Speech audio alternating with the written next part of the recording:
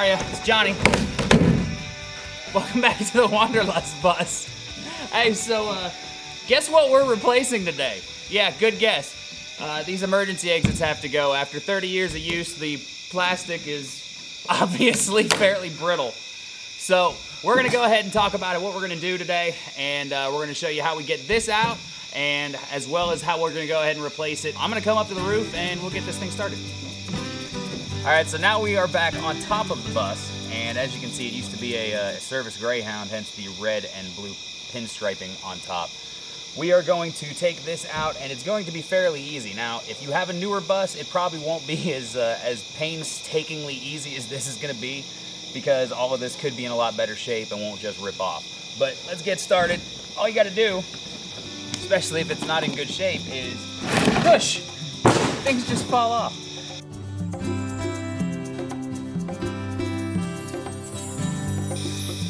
All right, now once you get, well, most of the plastics off, you can go ahead and come in, and especially if it's not in good shape like ours is, you'll be able to just go ahead and peel up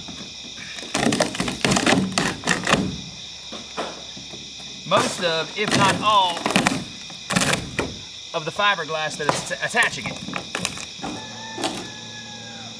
All right, once you get all the adhesive off and most of the plastics are all off, then you're gonna have these rivets. You'll either have screws or rivets depending on what kind of bus you have. But you'll have some kind of metal sticking up that is going to make it really, really hard to get any kind of surface covering on this or any kind of paint in the long run. So now we gotta break out the angle grinder and cut all these out. And it's like 4 o'clock in the morning. It's nice and peaceful, live in the middle of the country. Yeah, we're gonna break that silence with an angle grinder.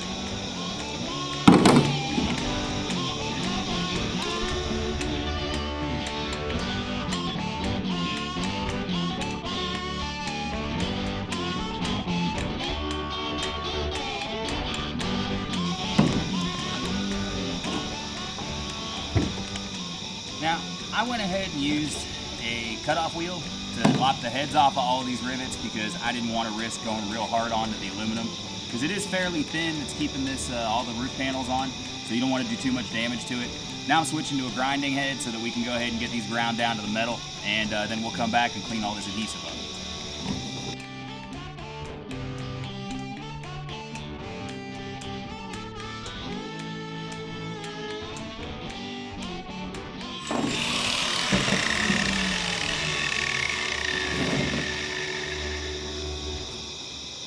Alright, once you get all the rivet heads out and everything's ground down, then you got to come back, scraper, painter's tool, putty knife, whatever, and get all this adhesive off.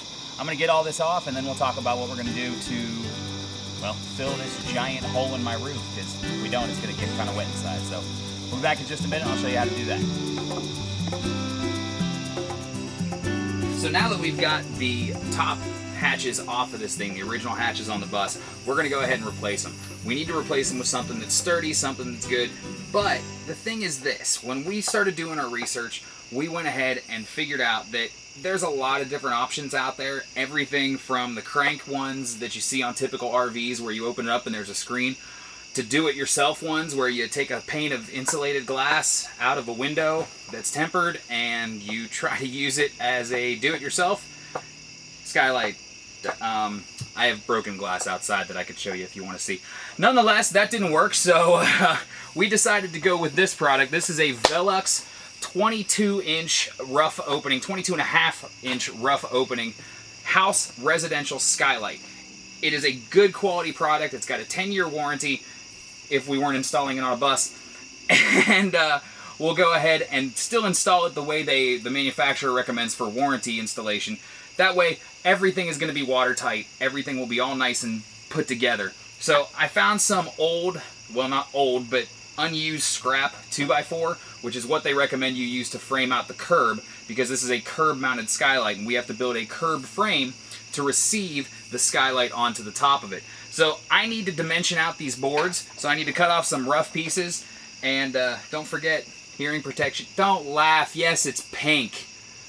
I got a good deal on them, and I like pink. There is nothing wrong with it.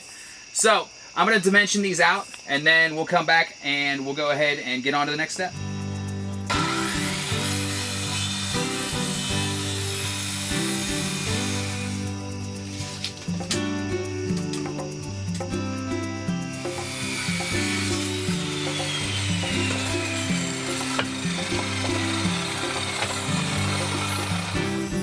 now that I've got all of the dimensions done, the lumber is all measured out and it's ready to go. So I can now make a square frame for this skylight to sit on. Now, one of my biggest tips, and I'm not a big one for tips or specialty tools, but this thing has been a lifesaver for me in more than one occasion. It is a right angle clamp, so you can actually fit 2x4s in here and get them perfectly square when you're making these kind of frames. So we're going to go ahead and I'll go ahead and get this assembled, and then we're going to take it up on the roof and I'll show you how we put it up there. Alright, now that we've got it all framed and put together, and I've thrown a good majority of my tools on the ground a bunch of times, I'm going to check to make sure it's correct as far as the size goes. 25 and a half, 25 and a half, 36 on the nose, 36 on the nose. It is the right size, it is square, and it happened on the first time with no wasted material. I'm impressed with myself sometimes. Nonetheless, we got the frame built. The next step is to take this thing up on the roof, get it adhered to the top of the roof, and screwed onto the top of the roof from the bottom of the roof. We're going to use some sheet metal screws. We'll show you how to do that in just a second. Let's head up there with this, and we'll go ahead and get started up there. See? Throwing tools on the ground again. Alright, so now that we're up on the roof, I have to prepare the site around the opening so that the frame can go here and actually adhere to the top of this roof. And that's going to involve some putty knifing some of this adhesive off, as well as using a wire brush, a very stiff wire brush, to go ahead and get all of the excess, well, a whole bunch of crap up here. We'll see, you'll see it when you come up. But let me go ahead and get that done, and then we'll go ahead and get this thing glued on and screwed up. So, not screwed up like I messed it up, but screwed up, literally. We're going to put screws up into the wood. So let me get this done and we'll go and show you how to do that in a second. We've got the area where the skylight frame needs to go all cleaned off. It's not perfect, and it doesn't have to be, because we're going to be putting some elastomeric type tape around it for weather stripping, as well as coating the entire roof in elastomeric paint once we're done. Zero VOC elastomeric paint. And we're going to go ahead and do the whole roof with that, so the whole thing is one contiguous waterproof unit. So first thing we need to do while we're up here, now that we got this clean, we need to take our frame and figure out center on our frame.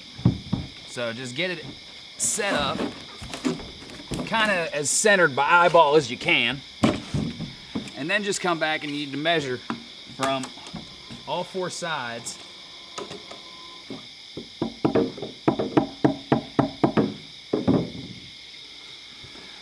Alright, now that we've got the frame all squared up, it is perfectly square over the opening. We need to mark the outside edges, and then we need to lay this butyl, I got it right here. It's polyurethane sealant that we're going to put under the 2x4s to make a waterproof seal between the 2x4 and the roof of the bus. So we'll go ahead and get this marked off and lay that poly on.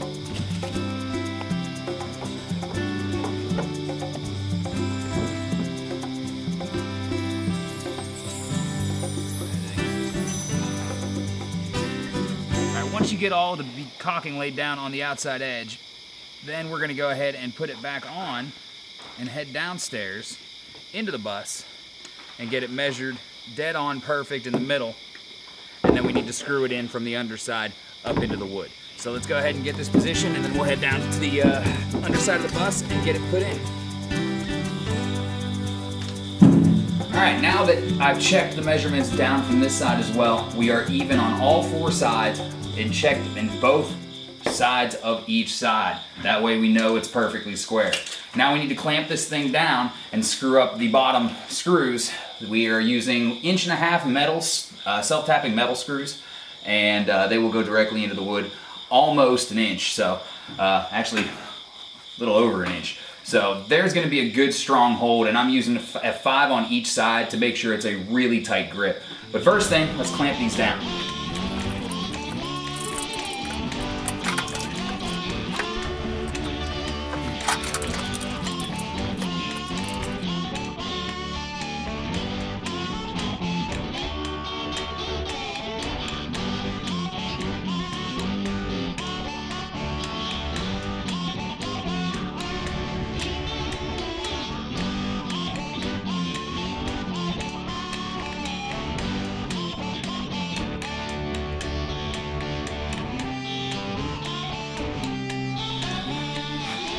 Alright, so I've got this pretty much secured. I'm going to go ahead and fire off the rest of the bolts in here, and once I get those attached, we'll show you how we flash the top and get the skylight actually installed onto the framework.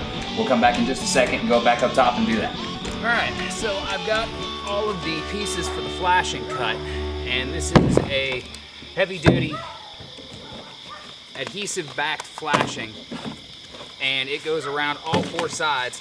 There's a 6-inch overhang is what they recommend for the flashing to be watertight, so that's what I've done.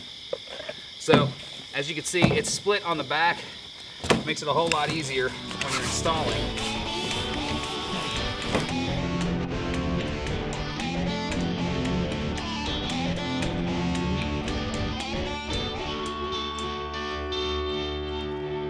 And then when you get all of this done around the whole thing, you're gonna come back after you finish it and get it tight to the curb, and you come back and run a 45 away from the curb and wrap it around.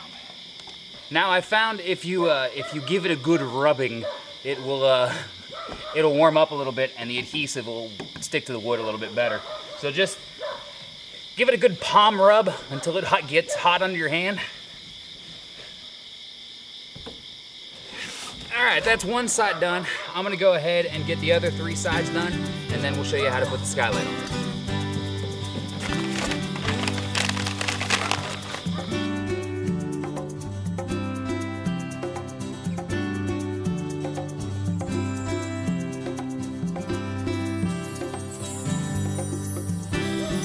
All right, waterproof flashing is done. Now, this is also going to be covered by an entire layer of elastomeric paint, so any edges will be covered by that, so I don't have to worry about really waterproofing that. And the top edge here is obviously going to be covered by the skylight, so let's go ahead and grab it, and I think it's all the way over there. We'll go ahead and grab the skylight and get it ready to drop in. All right, and here's the skylight. As I said, it is a curb mount, so all you got to do is set it on top of your curb. Line it up with your corners.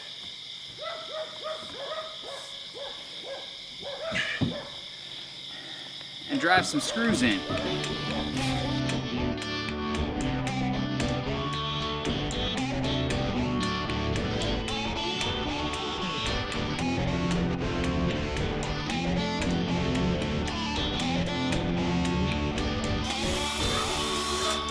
All right, well, that is it. It is completely in, all secured down. Now, we're gonna go ahead and make some more watertight improvements just to be safe. On the safe side, we're gonna put a little bit of flashing under here. But other than that, it's done. So do me a favor, keep following for more videos. Coming up next, we're gonna talk about insulating the floor and putting the floor down as we prepare to do the dash as well. So that's a big one coming up. Facebook, Instagram, Twitter, all of the social media, give us a follow. We'll see you at the website if you don't mind, thewanderlustbus.com. Thanks for stopping by. It's Johnny. I'll see you real soon.